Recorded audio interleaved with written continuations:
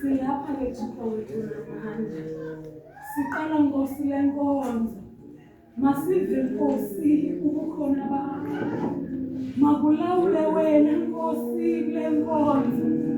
Masingavi thina, masive wena Nkosi uqobo uthetha nathi. Nazi Nkosi izicaka zakho zisazawuma Nkosi kule ndawo. Zithethe Nkosi ngamazwi ohlukeneyo. Bancedeke Thixo wethu bombathisa amandla. Singevibona kodwa sive wena Nkosi uqobo uthetha nathi. Ukuze Nkosi xa siphuma Nkosi kule nkonzo, siphume Nkosi sinotshintsho. Siphume Nkosi sithetha ngokunye ukuthetha. Siphume Nkosi ngabantu esibakhuselisile endleleni bephilile. Sincedeke Thixo wethu onamandla. Makungathi Nkosi ukuza kwethu Nkosi kule ndawo kube lilize phambi kobuso bakho.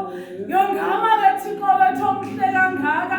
Yongama ke Thixo wethu nakule branch ube nguThixo ukuze bona babe ngabantwana bakho. Sincedeke Thixo wethu onamandla. Hlala Nkosi kulaa ncakam yolwimi nakuleya ukuze Nkosi sive ukuthetha kwakho. Thetha nathi ke Nkosi ngobusuku. Thetha nathi mzali wethu. Thetha nathi nyangele mihla. Siyazi Nkosi ngeli xesha kubantu Nkosi abeza kuwe. Ubonakala Nkosi usenza izinto. Senzele ke Nkosi lomnceba. Abantwana bakho Nkosi bezoma phambi kwethu. Noba Nkosi sibazi ngapha ngaphandle, kodwa Nkosi masimamele umyalezo wakho. Thatha indawo yomzali wethu nangeli xesha. Thatha indawo nyangele mihla. UYesu Kristu Nkosi yethu.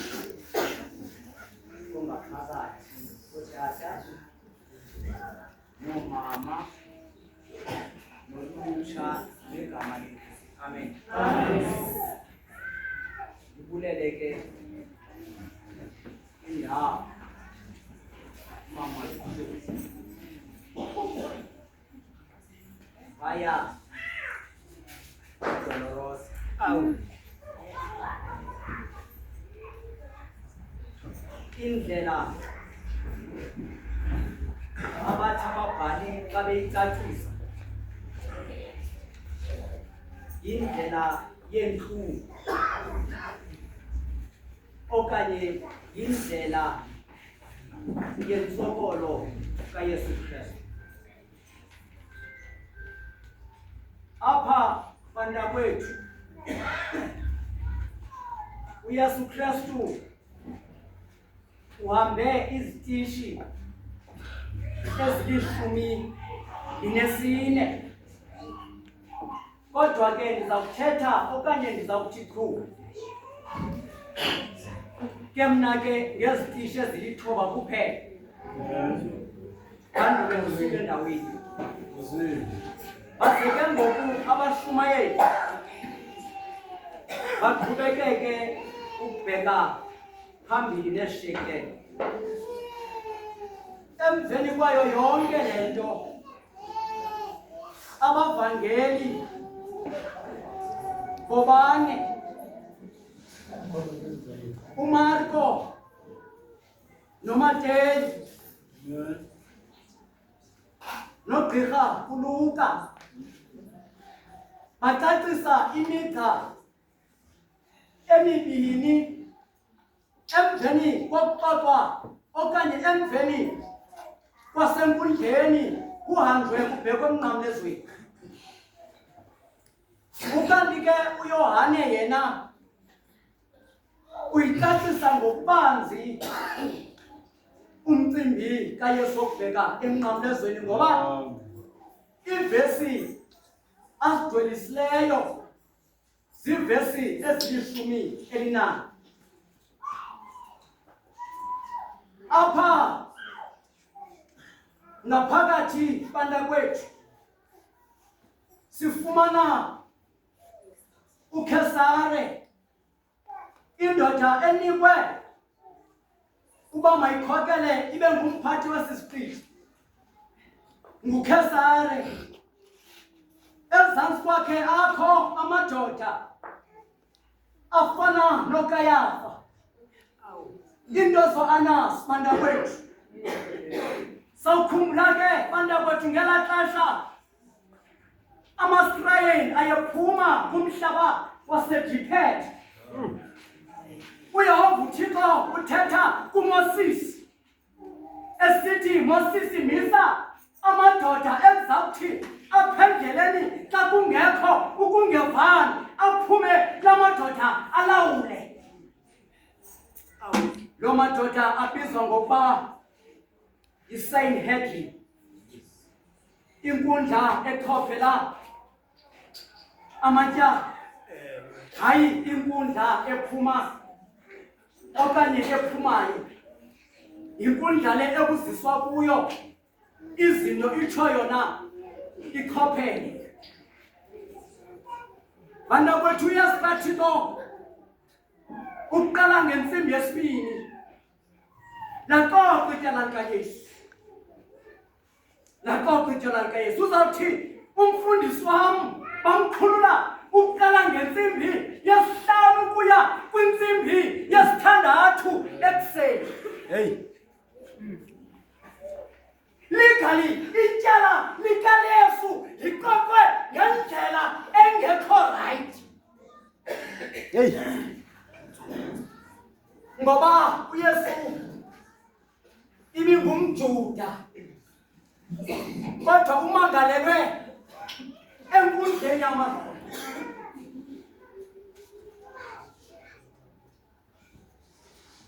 uYesu ebengenawo, ebengamangalelwanga kokuqala.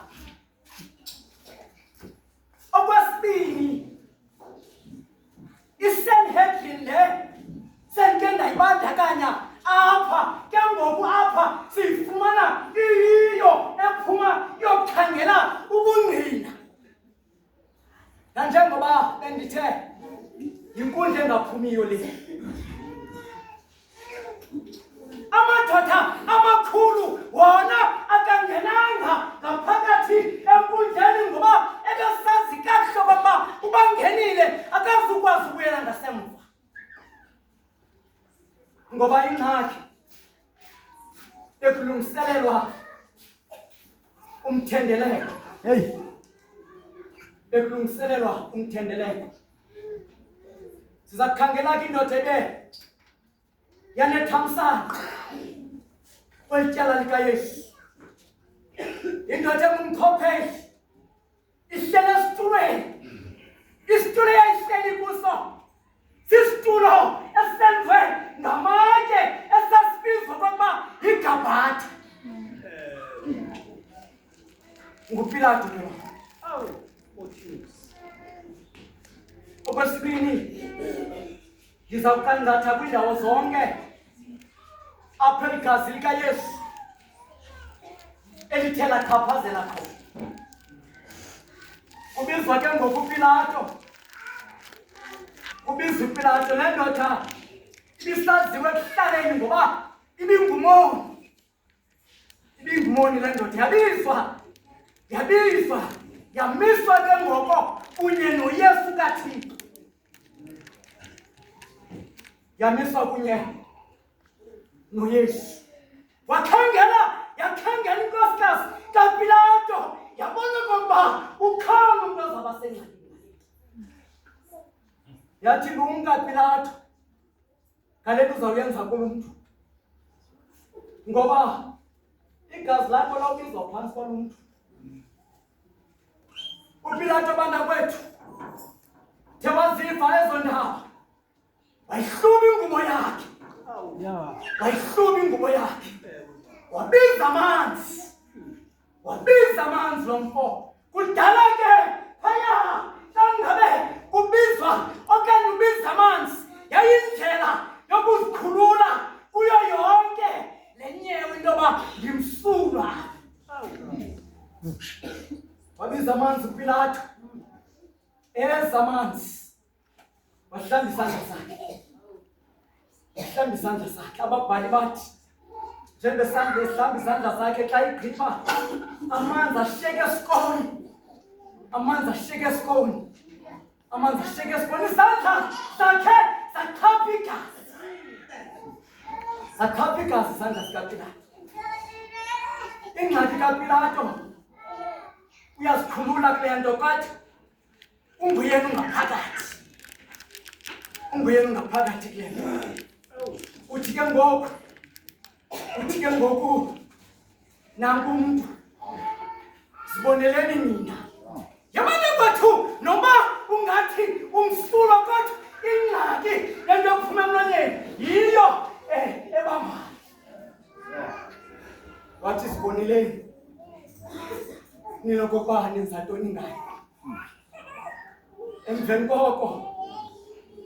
Emveni koko bamthatha uYesu, bambophelele. Indlela angene ngayo lo mfo, ungene ngesango elingaphambili, kodwa xa bemkhupha ngoku bamkhupha kwisango elingasemva, that is iLions Gate. Wabotshelelwa uYesu kaThixo, bamthwalisa isithsaba sameva. Ngelo xesha ujongile uBarabhas intoba inoba ixasiso lizahamba nabani. Kodwa sikhululele uBarabhas, lona makabheke emnqamlezweni. Wangalo mfuvuma ingoma yodwa esithi ndandikhulwe nguwe emakhamandeleni. Umamele yona nto banakwethu endifuna ukuza nayo. Kwakunyanzelekile okokuba igazi likaYesu Kristu liyokhaphazela phaya entlongweni, okanye ejele, okanye ngaphaya kwezisele, khona ukuze abantu bafumane usindiso, baguquke. Wasithwala isithsaba sameva uYesu Kristu, wasithwala isithsaba sameva, bamohlwaya kabuhlungu, uYesu kabuhlungu. Incwadi eBhayibhile isabhoko ayebethwa ngaso yayisabhoko esasibizwa into yoba yiKalbatsi. Imivumba ke bayibala yayimivumba eziletshisi ezingama-39. Heyi, kwisitishi sesibini uyaphuma ke ngoku Yesu, ufumana ke ngoku umnqamlezo wakhe phaya ngaphandle ulungisiwe. Umnqamlezo kaYesu ulungisiwe. Yewethu uba ngaba umnqamlezo akawufumana usalungiswa. Wonke umntu olapho unawo umnqamlezo. Yabe ke ngoku uzithwalela wedwa umnqamlezo wakho, futhi uzawupenga kunye nawo. Waqhubekeka kuYesu, ithi incwadi yeBhayibhile latsisa igazi. Bantakwethu bamhluba ingubo, bamambathisa ingubo ebomvu. Malibonke igama lenkosi. Wathixo wacenga uYesu kaThixo esopha enjalo. Ithi incwadi yeBhayibhile kwisitrato ehamba kuso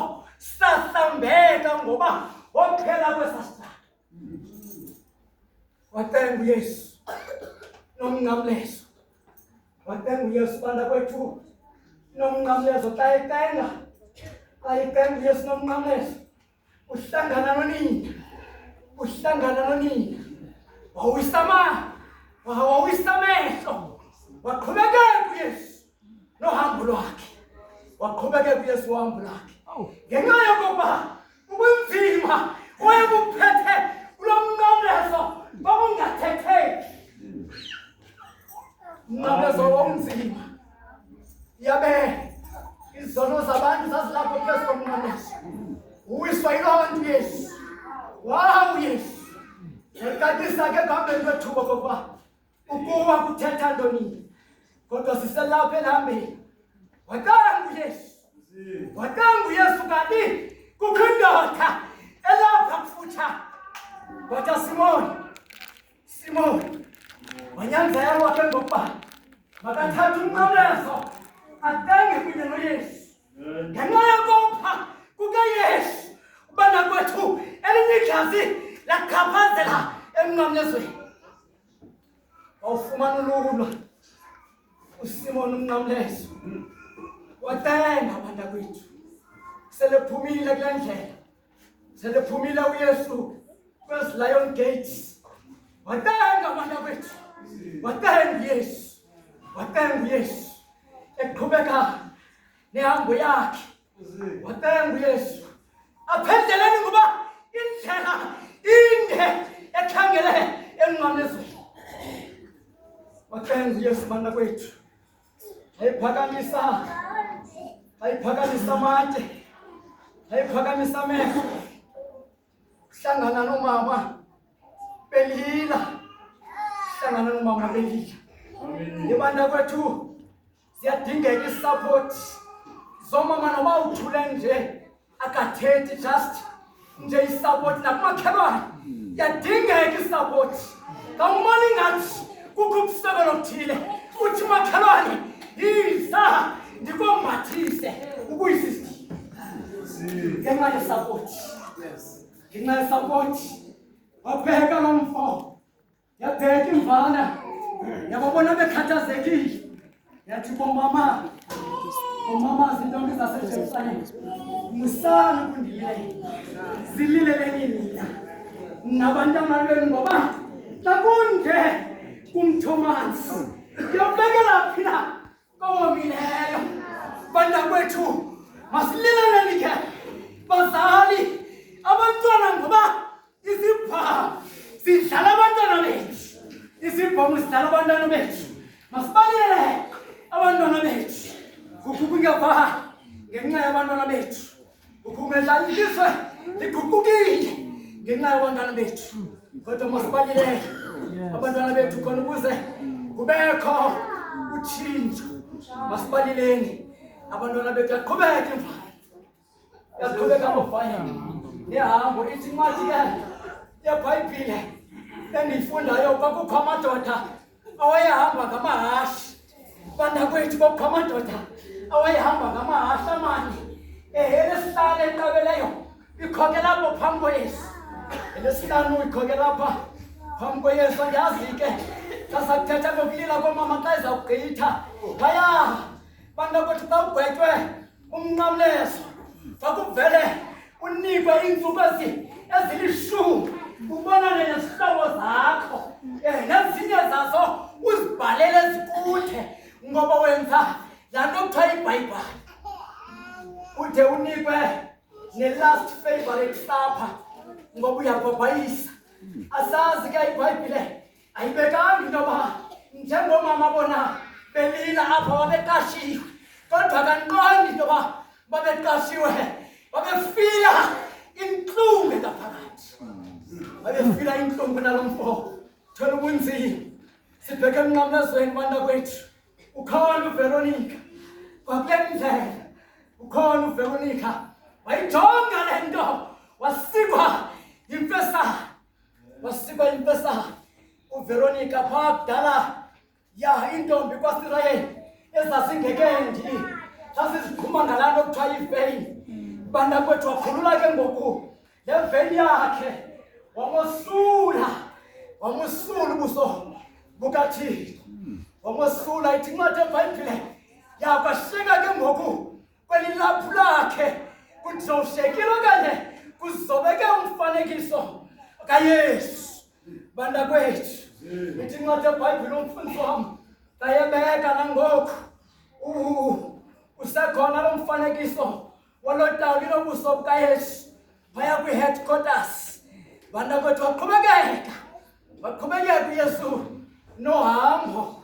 Banda kwethu kodwa eyona nto ndiyifumanayo apha ekuhambeni kwethuba nantsi le yimvana ethwala isuse sonke isono sehlabathi.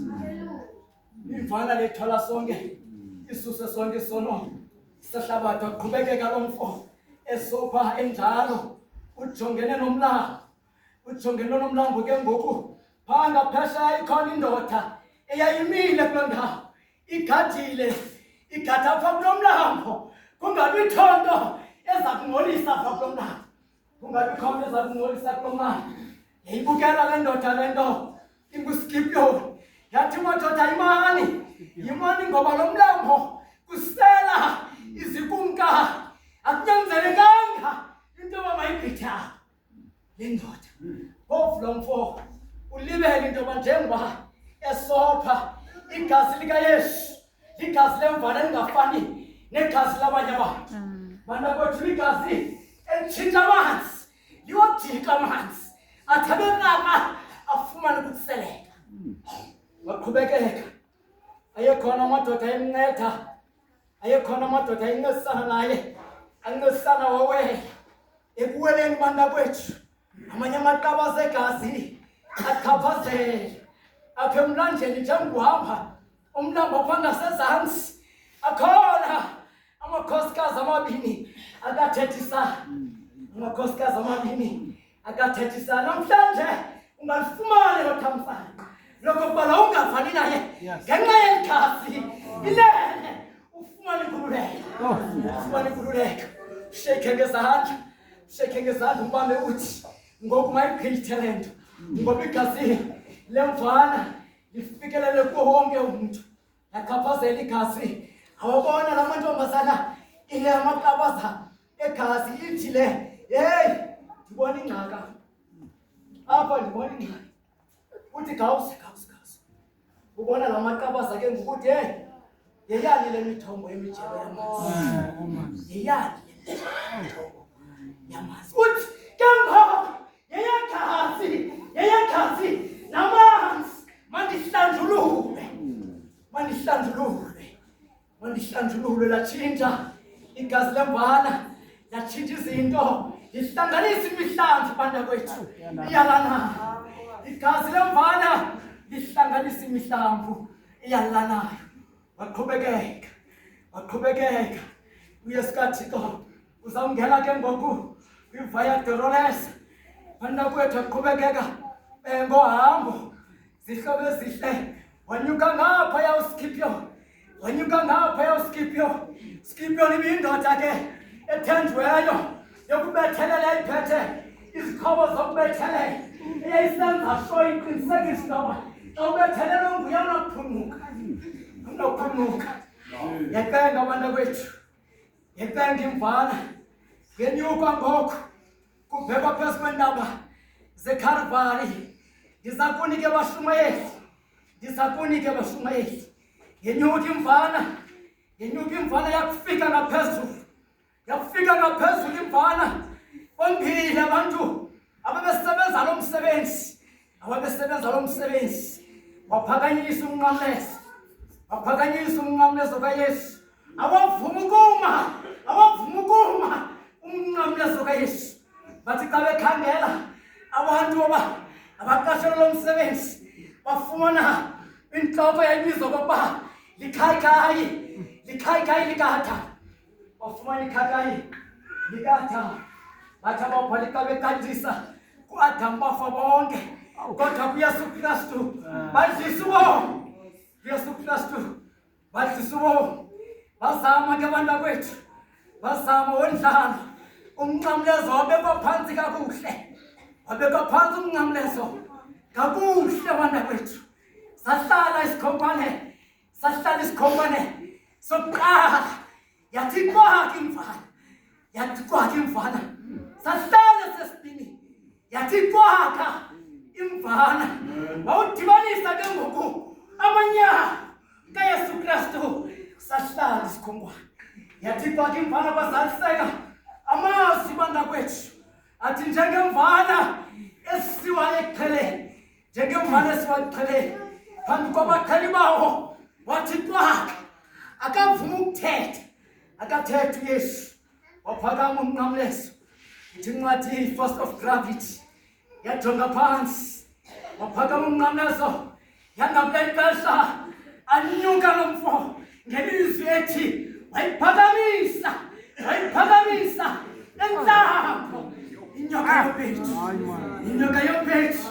ngenxa yokokuba usebenzile igazi lakhe banda kwethu safumana usindiso wawathetha amazwi Yesu ngegama lenkosi Yesu.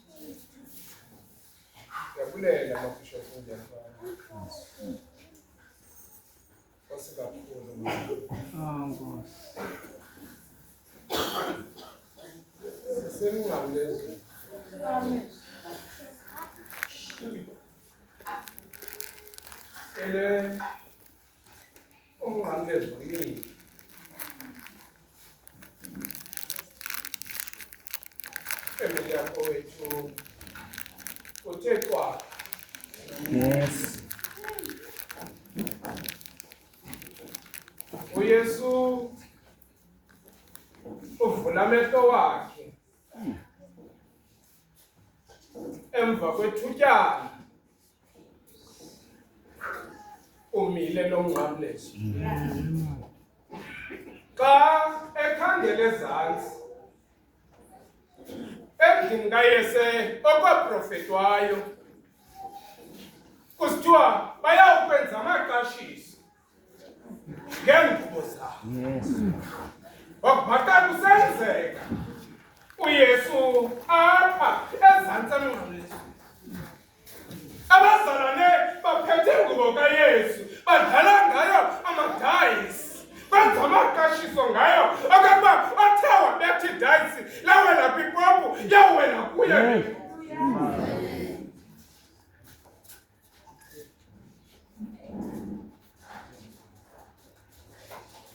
Asakuyikhangela uYesu le nto wabhaqa into enye bawumahanjani okokuba abenzi bale nto abayenzayo abayazi nakhona nje beyenza nje kodwa benza into abangayaziyo.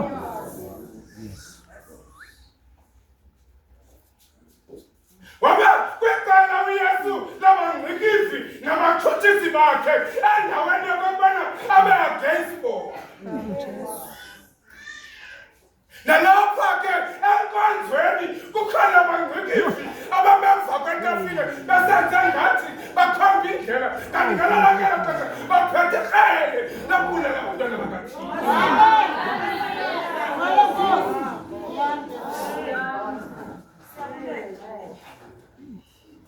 Kodwa ngenxa yokokuba bawubhishophu umnikile uYesu yena ayengowenzotho ngowenkolo.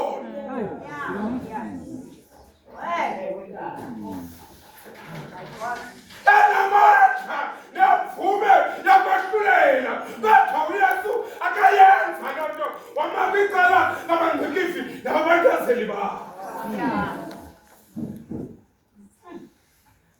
Nizocebisa into ethi uyamazi umngqikizi wakho kodwa wena yenze le nto ethe ezibhalweni ububi abuyisele ngobubi. Kuba ngokwenza njalo uyawuzibasela amalahle phezulu.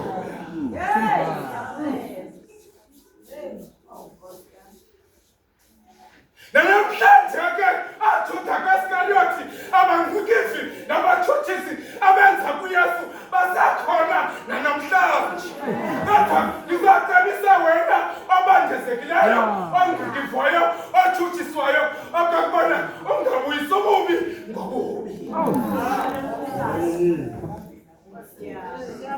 Uyenza uyafathuza kodwa le nto yenzayo akayazi. Akade abe ne-confidence abe nesholi enze ngathi ubambile umcimbi kanti akawubambanga. Yes. Yes. Size kuYesu omakwicala labenza kakuhle. Size kuYesu omakwicala alabamenza kakuhle. Kana abantu ke nalapha enkwenzeni abathi xa ubani usenza kakuhle azephethe ikrele kanti ukuza kubulala umoya ungaqhubeki usenza kakuhle. Izothi namhlanje let's change our position and stand to next to your enemy. Somebody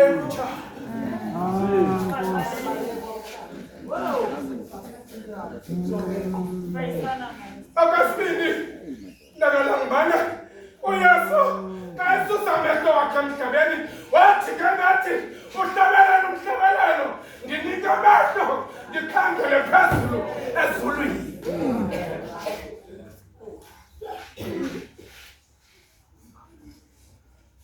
UMabuyesu xa amehlo wakhe eqokozela ngaphaya kwamazulu indimbali kaThixo wafika umhlozi kaThixo ubaphica ngolu hlobo ojonga ukuhlasela ubheka ezantsi emhlabeni khona uyomhlangula uYesu kwabenza kakuhle. As I'm saying, stand next to your enemy. Unkosi inkosi kaThixo uyalungisa. Uzamlwela. Akasidingo sakabana ukhapha amagagu. Usile imfazi engwengu yakho. Umilo Thixo na uzamlwela.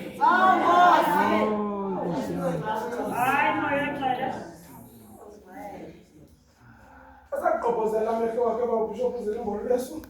Wabona ngoba kunekimembe ezathi hasi. Emva kwakho umhlaba umkhosi wasemazulwini wethu uzobulala umkhosi wasemhlabeni.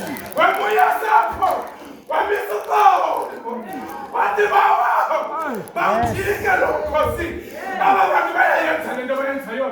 Bathe ngxaki yabo abana-understanding abayazi lento abayenzayo.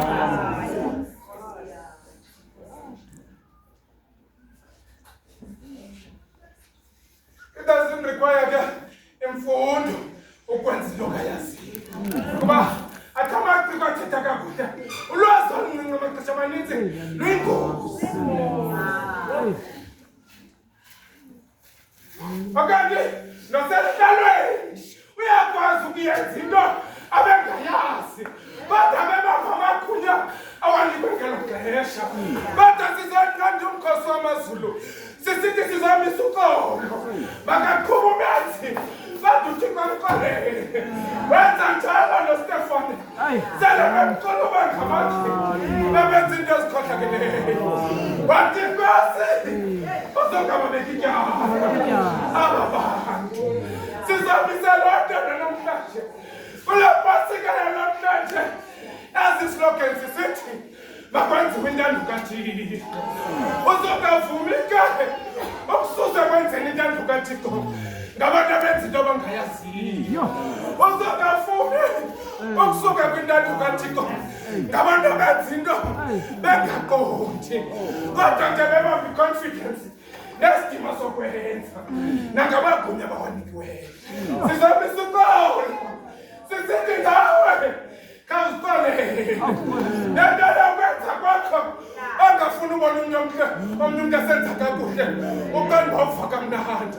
Ziqolele le nto yakho yoqhubu nentlebendwane ziqolele kuba le nto yenzayo awuyazi ungathi kanti uyenza nje kanti wenza mfana bathekisa usenza into ongayaziyo. Nkosi yama.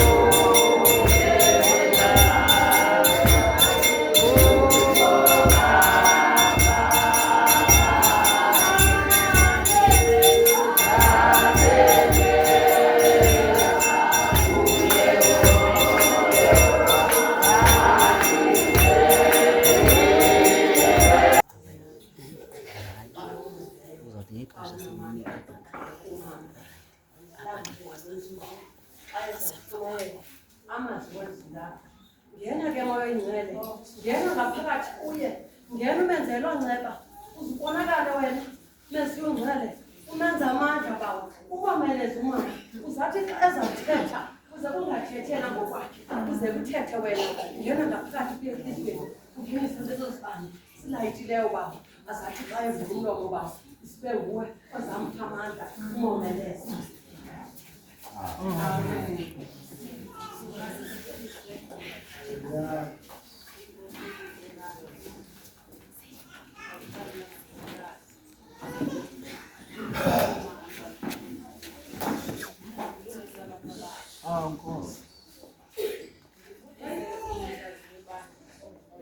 Oh, Jesus.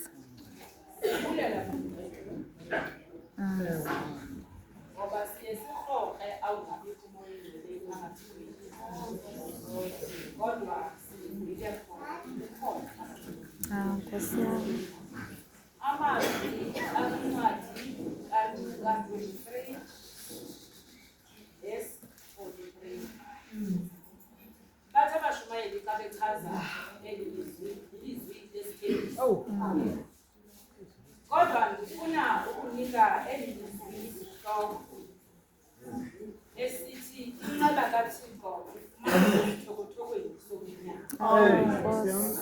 Njengoba ke la mazwi abe ngamazwi esithembiso, zikhona into ezenzekileyo ezintathu phambi koba kuvele isithembiso. Kuqala phambi koba kuvele isithembiso kwaba khona intandabuzo. Ndiva lisithi ibhada lokuqala ukuba ungunyana kaThixo zisindise usisindise nathi. Ukungakhangela kwezi ncwadi zabavangeli le nto yoba uba ungunyana kaThixo ayiqali uthetheka, ithethekile uyesu esentlanga. Wathi uSathana esakuba phambi kwakhe wathi ubungunyana kaThixo jika abantu wezisoka, kodwa waphendula uyesu ekwamoya wathi asisokasoka esinokuphilisa unyana womntu namazwi aphume emlonyeni kaThixo angamphilisa. Into yesibili ifumaneke kweli ukuvunywa kwesono. Ukuvunywa kwesono. Lithi ibhada kwibhada lithi bungunyana kaThixo sisindise nawe uzisindise. Ubuzumbuzo umoyikile uThixo ngoba kudingeka sihambe endleleni kaThixo kodwa soyika uThixo singenamoyika abantu kodwa siqale soyika uThixo. Uthi impendulo yendibhada kaliphendula lithi thina sigwetywe ngokwamatyala ethu kodwa yena ugwetywe ngonanganto. Into ethetha ukuthi sesikhona endlini kaThixo, sesibala iminyaka sikhona enkonzweni kodwa masivuma izono ngoba uThixo uyamfuna umntu ovumayo.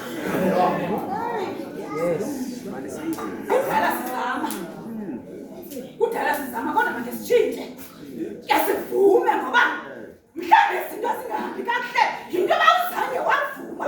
Awuzuvuma kubhishopu, awuzuvuma kumfundisi kodwa uzuvume kuThixo ngoba inqaba kaThixo iyafumaneka esithokotokweni sobunyana. Ithe bhada selibehamba bobabili bakhona abantu mamukhushela bahamba ngendlela efanayo enkonzweni bathina xa besenza izinto benze ngendlela efanayo kodwa bangathiwa kuyapromowuthwa enkonzweni banganika isihlalo esifanayo kodwa into eyenzekayo kwenzeka ingxaki emnqamezweni. Lafika lukhona ibhada lathemba into bangaba lo nguye unyana kaThixo selikhona intandabuzo laziyaleza lathi zodikhumbule xa ufika kukumkanini bakho yavakala impendulo yathi namhlanje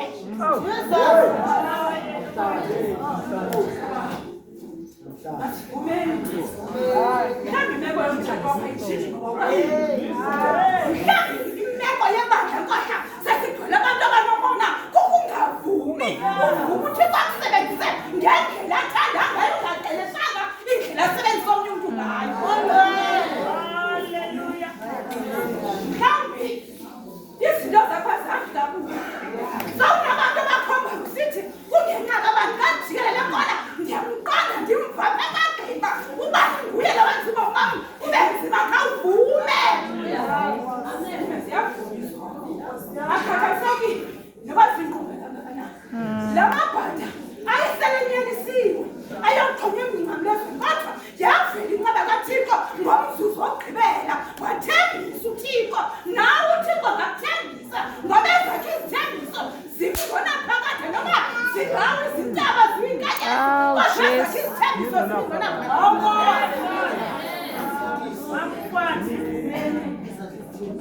kudingeka sivume, kudingeka singamthanda kuze uThixo sesikhona endlini yakhe.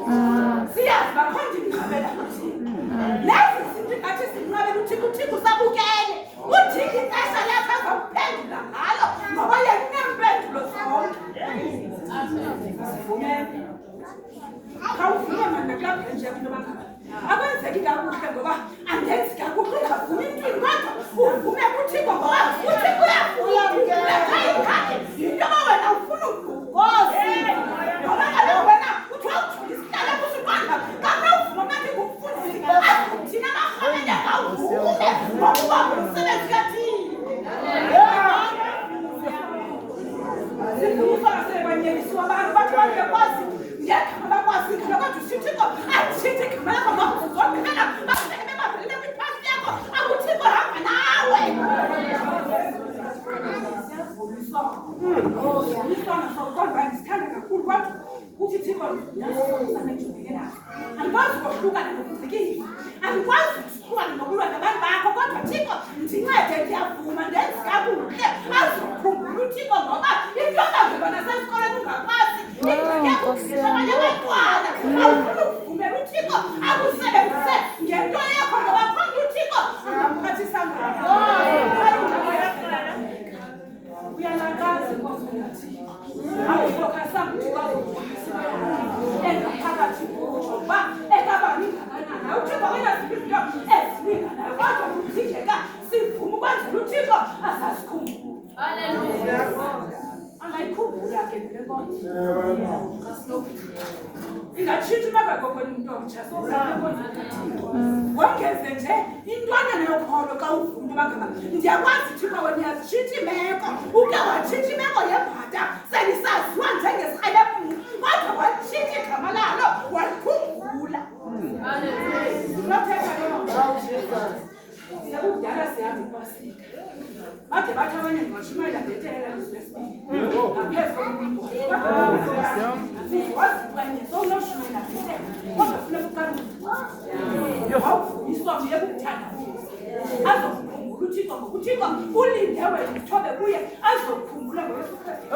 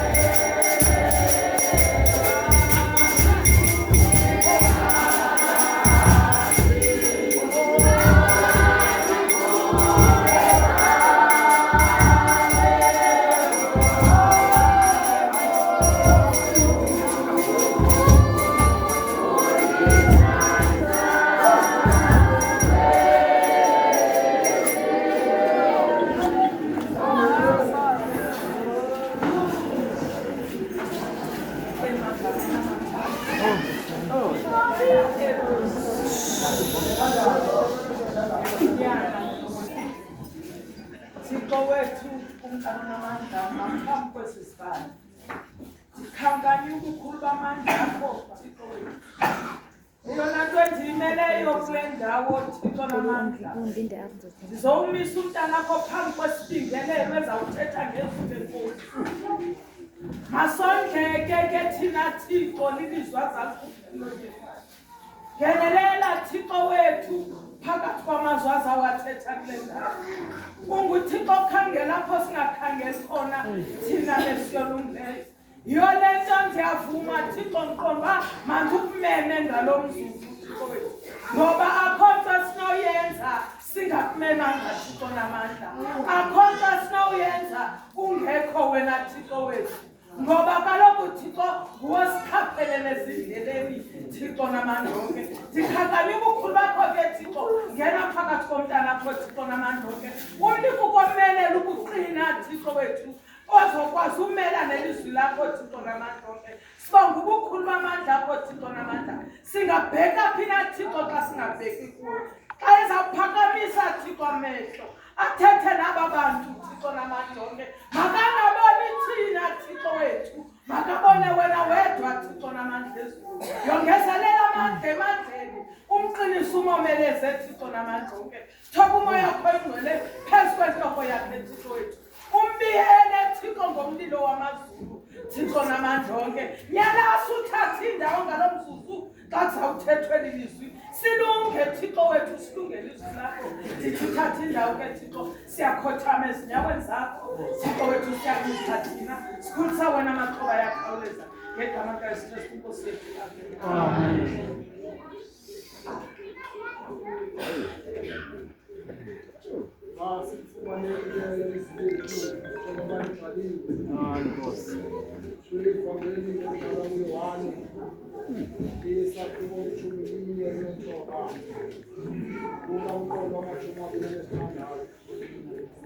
Yesu ngogo akubona uNini ayemfundi yabekuthanda imikhona uthi kuye uNini kwazi ngawubona wakhe lilizwi lenkosi ngobawo akasike ukufunda kwalo ngoba ngaphakathi amen bandise ngobawo ashi ngobabini nezindlela Kulise omakuhathi nezithula zakho. Kulise inkondlo yonke kaThixo ngeNkosi igama. Amen. Amen. UJohane umpostile uyalakaza great. Umfuma kaYakobi umbhali walencwadi.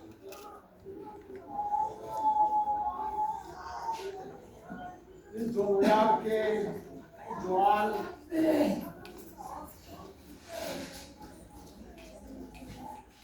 Paula Bishop Kumaro prove that Jesus is the original Son of God.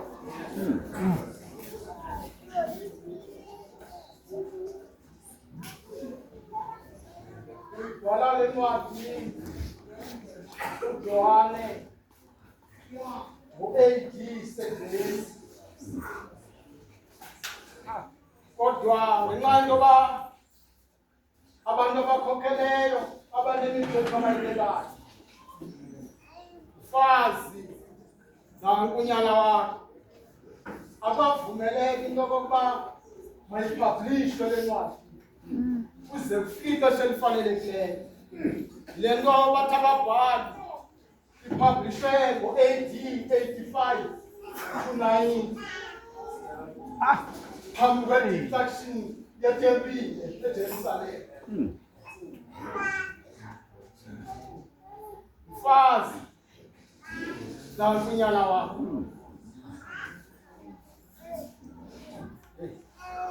kwilizwi lethu lokuqala simbona uMaria enempikano emveni koba ebemamele kakuhle isicelo sivuma ngezwelini sisithi hosana makabongwe ozayo egameni lenkosi. Ngoku usibona namhlanje sivuma ngezwelini sisithi mbethelele bantwana bahle babulela uThixo uThixo ayikhangela unyana wakhe wasokhupha amazwi oso uYesu ucela uxolo kulizwi lokuqala uxelela bonke abantu kuye wavuthile kulizwi lesibini simbona apha uYesu enikezela ngobukumkani bamazulu kwibhala elithela kubona uYesu ephakathi kwabo lafikela lilizwi elike lathethwa ngumprofethi ngemini yodwa lisithi okhohlakeleyo abhukume ekhohlakaleni kwakhe akwenzileyo enzokulungileyo nokufanelekileyo ulondoloza umphefumulo wakhe ebomini livakala lisithi uzundikhumbule wabuya usebukumkanini bakho kweli lizwi lesithathu simbona apha uYesu enikezela unina uJohane umfundi ebemthanda kunene simbona apha uYesu enikezela ngelifa lakwabo umhlobo wakhe umfundi uJohane kayisithi mfazi nangunyana Thixo ndikhangela lento abenga Bishop Gotolayo ulandelisa ngamazwi uYesu athi njengoba undithanda mna Johane uzumthande lo mama uyenze yonke into uyenza kum apha kuye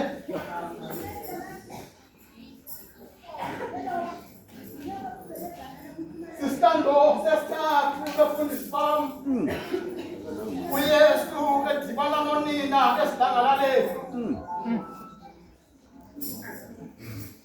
kwisitando sokuqala udibana naye uYesu etempileni Hayi man. uthi umbhali kaThixo ebelahlekile uYesu ngoba kunjalo nje bakhathazeka abazali bakhe banje bazikhupha izaziso wapapashwa ukulahleka kwakhe akamentese ethanda uThixo uThixo bephunyiwe ngokuthi umasifunisane uyafika lapho uYesu nenkitha yabantu uyafundisa wathatha umbona uMaria wathandatheka wathula phana mntana wami ukudala kangaka ukhangela wathi uYesu wabhekisa kunina wathi beningazina bakumele ndibe semcimbini kabawo fasi nangunyana wakho sitando sesibili usemthathweni eqala kamentele ethandaza uThixo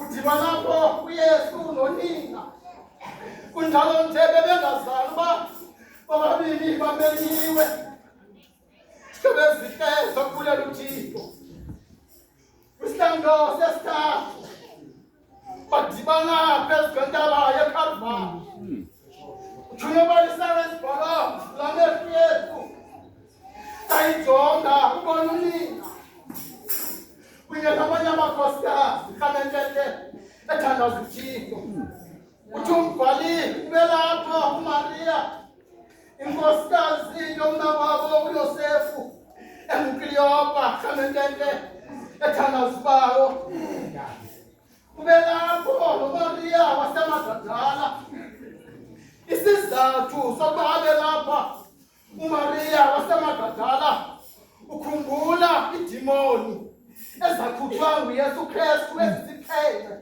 ezikhupha kuMaria waseMagdala udliwa inimba lomama wathi nakanye ndimshiye uMaria eselungini ngomtshana kamentele ethandaza uThixo ndimgabe ngoku uYesu ethithi indlela yokumbiza unina esithi mfazi apha kuthi ke mzontsundu sawusithi mfazi emntwini omdala uthetha ilizwi elilumezayo bengathi awuhloniphi uyasukeke njengomntwana womjuda usebenzisa ikhalcha yakwabo khabenteke ethandaza uthixo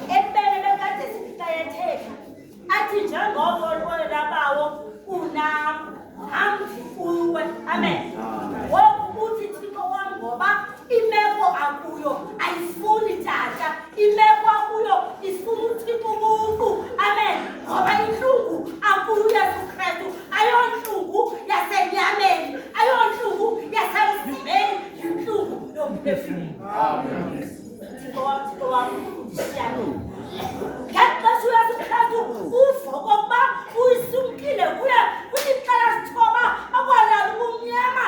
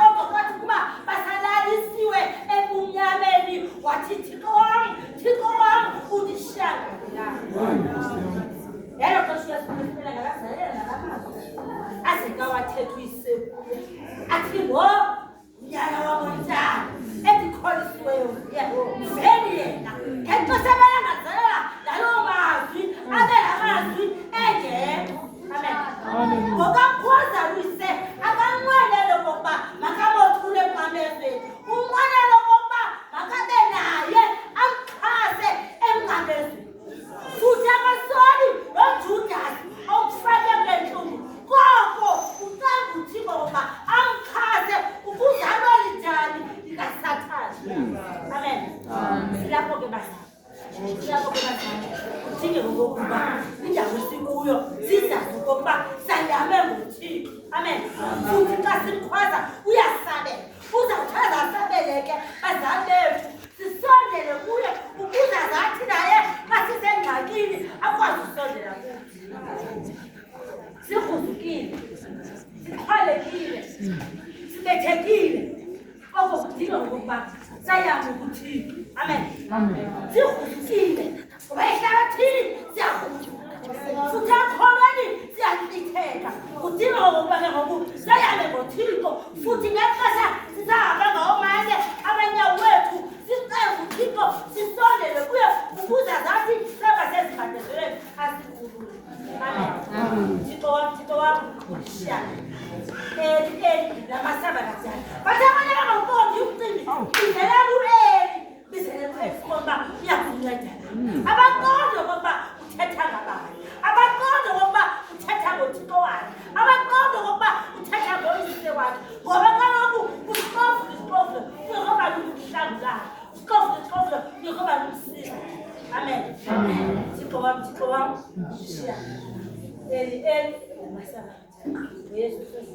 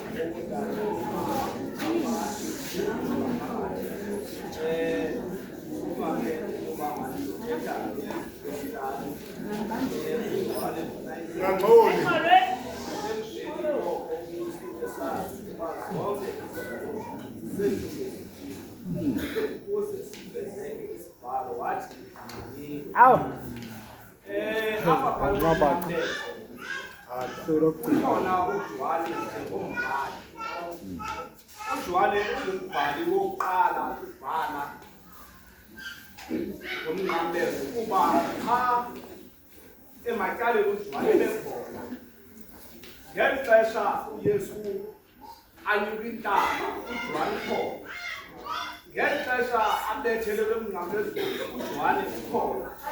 UYesu ke ngoku njengomntu naye ophila phantsi kwegazi lenyama. Uthi ke ngoku ndingqaliwe ngokwintswelo zomzimba uphelelwa ngamandla. Ngoku uyaqala ke ngokuthetha ngaye ngoba bethetha ebesoloko eyaleza uba ngoku uthi ke ngoku ndingqaliwe.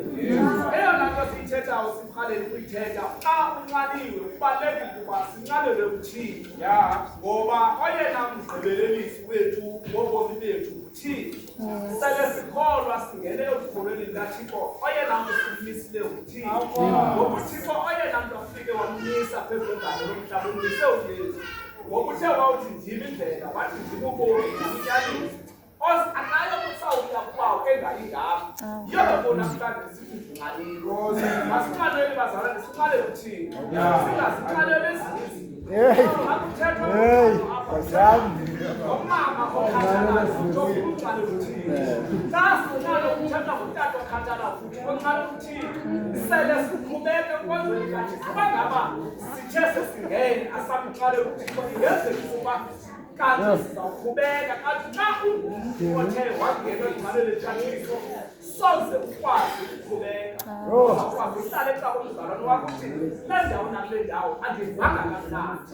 Yiyona nto ke siyalezayo leyo uJohane ke ngoku uthi xa ebhala uthi ndingqaliwe ithethe amazwi kaYesu. Sifuna ke ngoku ukungcalwa koku ayikho kungcalwa lizipho zakudala. Uxhalelwa izinto phakathi zikaThixo. Yena ke ngoku Yesu uvale ngokwintswelo zomzimba ziphelile emzimbeni wakhe. Uyaqonda ukuthi phaa kwaJuda olona lange lalikhona lalisisimanga. Uyithi ke ngoku ubusuku bonke yayixesha lesithandathu ngoku loba ngoku ethetha eqonda ukuthi ngoku Yesu uba aphelile amanzi kuba ixesha lonke ethethwa esopha nabani ke xa esopha ubusuku bonke nemini yabo soze anganqabi. Masiqalele uThixo unayinto leyiphile phambi kwabantu singabefundisi ubhekezana kodwa uThixo uYesu uthetha ezawo kwahlukana mashiwo ukuba masiqalele uThixo. UYesu xa efika phezu intombazane sivumo sihla kunendevu neentuma ezantsi esathane emthonjeni amanzi ndisele kodwa zange ayiqonde kodwa uthi kuba ngaba ubuyazi uyawuthi wawusela kulalamanzi uthi xa ukhona ozixela izinto abezantsi. Uthetha ukuthi ke bantakwethu masiphumela sazi ukuthi ungwethu akekho umuntu oyedwa mnye umntu Yesu angeke kodwa yena ngoba sekuthulele Yesu obizayo osiyalezayo masiqalele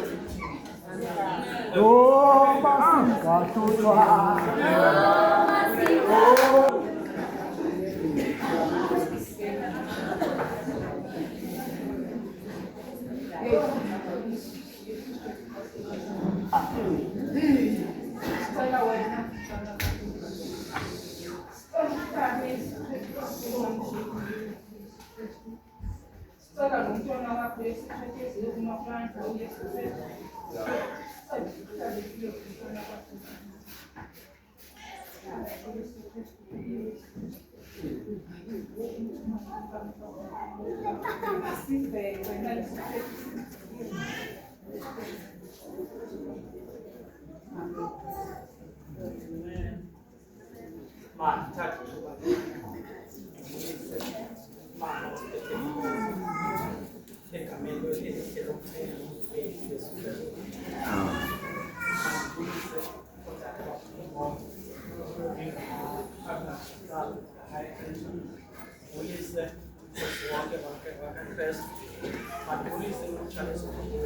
Yes, Lord.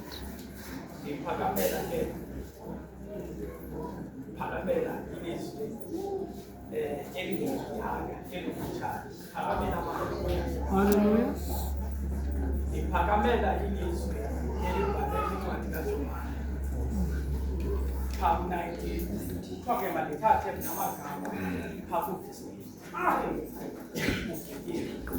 Yes. Ilizwi lesithandathu. Ushumayela ngentsimbi yesithathu. Yay.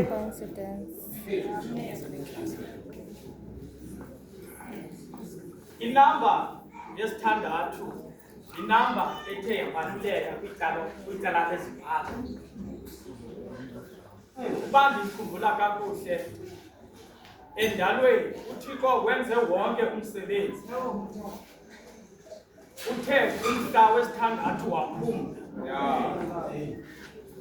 Kuba zonke izinto bekumele uyazenza zenzile kwezansuku wadlala. Kwezi ndawo sihamba kuzo sidibana nabadlali. Bathi abadlali becricket xa umntu ethe wayibetha kakuhle Hayi man. kuba yinambe bani. Hey. Bathi abantu abathetha isilungu, umntu xa ethe wabhubha kuthiwa uya 6 feet under. Oh. Ngoba ugqibile wakumsebenzi. Eli gama lithi kugqityiwe ndilibona lisetyenziswa kwiindidi ngeendidi. Lisetyenziswe kakhulu ndazolifumana libizwa kuthiwa Tetelestai. Yo. Lo Tetelestai usetyenziswa ngamaxesha amaninzi. Ke ndiyambona esetyenziswa ngababingeleli athi awungena kwingcwele yengcwele awenza umsebenzi ebemele awenza, athi xa igqibayo ame ngaphandle athi Tetelestai. Ndimbona lo Tetelestai okwesibini kwindima yeKhoboka.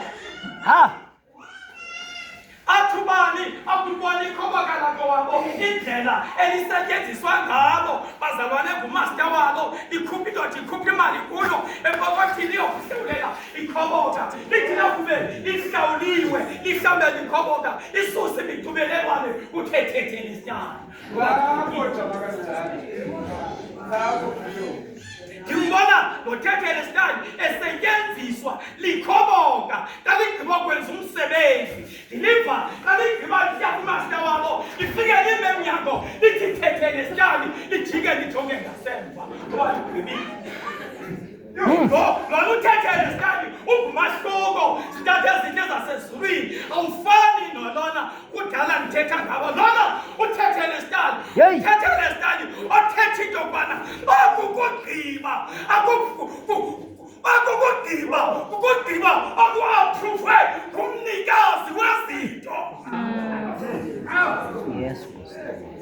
Uthe kuzijonga waziqonda zonke izinto ebezizele emhlabeni uzigqibile. Uthe kuqonda into yokubana zonke izinto ebekumele uyazenza okanye zifezakele wabona uba kugqityiwe. Tetelestai man. Tetelestai. Yo.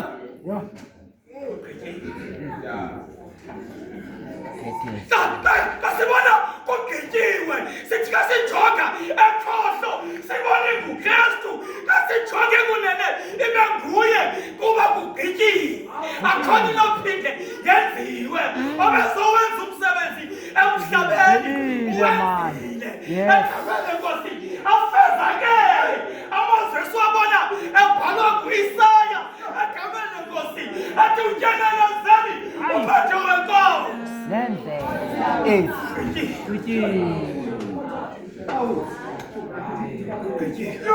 Nkosi yami. Uthule namhlanje ugqityiwe.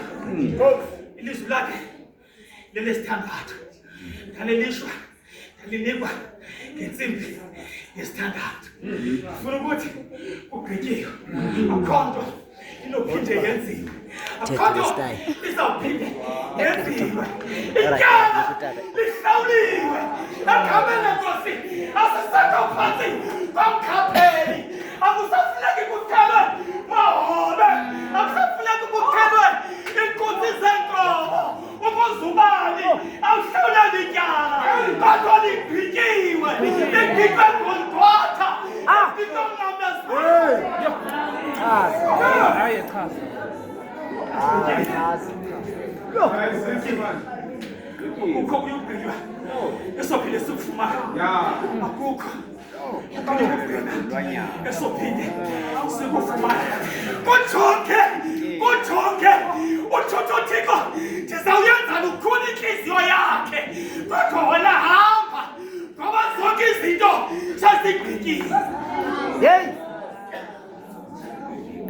zigqityiwe Hey! Yaqala le. Yesu Kristu imfana masibonile masaba izikhona zihambile Oh! ababuthi berhafu badubukile Ewe man. ayawudiva ndithi noherode lo beneminyaka enqwenela ubona uyesu uthe wambona kushota ntoni kugqityiwe ndithi amadoda ebengafani kodwa athe abonana akufa ngoyesu aqala afana ntona funeka ayisekho enye into ugqityiwe akusekho nto izawujika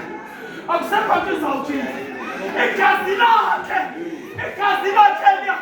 yalophalala latsazele endodeni ebinamehlo likhakhaya isaya kulungiswa yathi nene ibinguye unyana kathixo ugqityiwe hayi inkosi yethu Yesu Kristu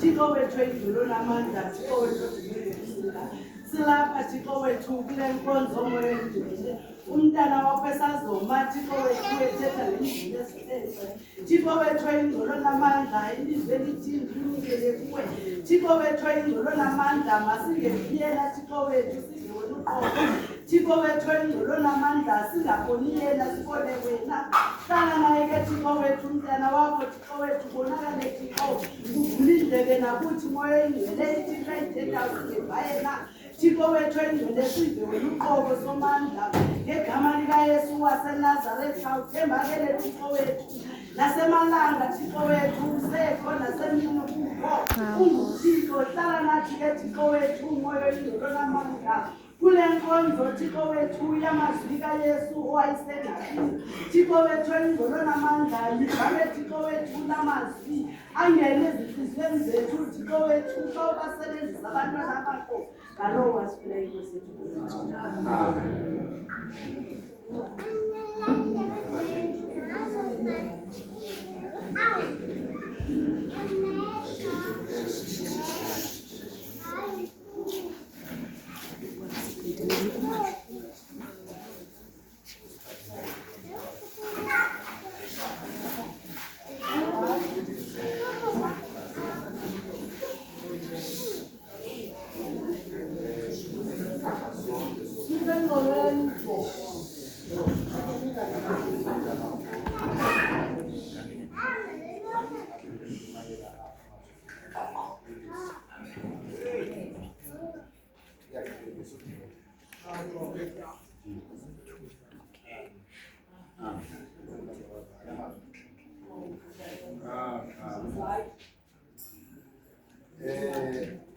Uluka namabhishophu usibekela kamanje uhlukile kuMarko naphakathi aba abavangeli ibona abavangeli bangenelanayo benginelana nje ohlukahlukene abalingani ngokomfana apha kwaba bavangeli sinomvangeli omnye oyedwa owazalwa ngokomoya spiritual sithi umvangeli uvani sibeni abavangeli balese noMateyu 20 abaphuma phakathi Gospels. Ngoku sifumana apha kuza kuphuma umoya kuYesu Kristu. Aba bavangeli abezinalo straight ukuba ngaba unikela umphefumulo wakhe. Uthi eyona nto ba-specific kuyo ngumoya ophuma kuye. Abona ke ukhumahluko ngoku bekungena umoya kuYesu nangoku ufika ixesha lokuphuma kukamoya. uYesu umntakaNkohla ngimfumana kanye xa izawungenwa ngulo moya awukhuphayo usuke emazulwini uYesu weze emhlabeni elixibilile yonke into Yesu esize esenyameni kodwa esakufika unyana kaZekariya usemfuleni weJordani uyabhabhatiza kodwa unelizwe lithi ukhona luzayo esakufika uYesu unyanzeleke abhabhatizwe nguJovane ithi incwadi kaThixo phakathi emfuleni wasuka umoya uwondiswe njengehobe wehla wazokuhlala kuYesu wangena ngaphakathi kwabhishophi laphela igama elithi Yesu unyana kaDavide wasala igama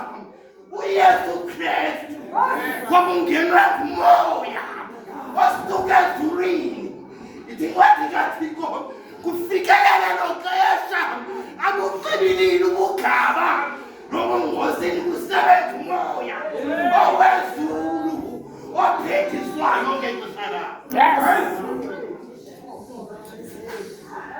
Sifumana nomebelana kuba ngoku kuphindisa ezasezulwini ezulwini xa izawuphindisa ubhishophi ndiyayithanda le nto yohlula ucelela umoya kayicelela inyama. Yes. Ubengiqonda umcimbi wenyama ubibheke ezobhini inyama iyahamba iyothabalala. Yes. Kodwa yona nto icelelwayo ngumoya lo awuceleleyo kuyisebawo unikele ezandleni zakho umoya wami ithi iBhayibhile ngayigqiba wayithwala inhloko waphuma umphefumulo.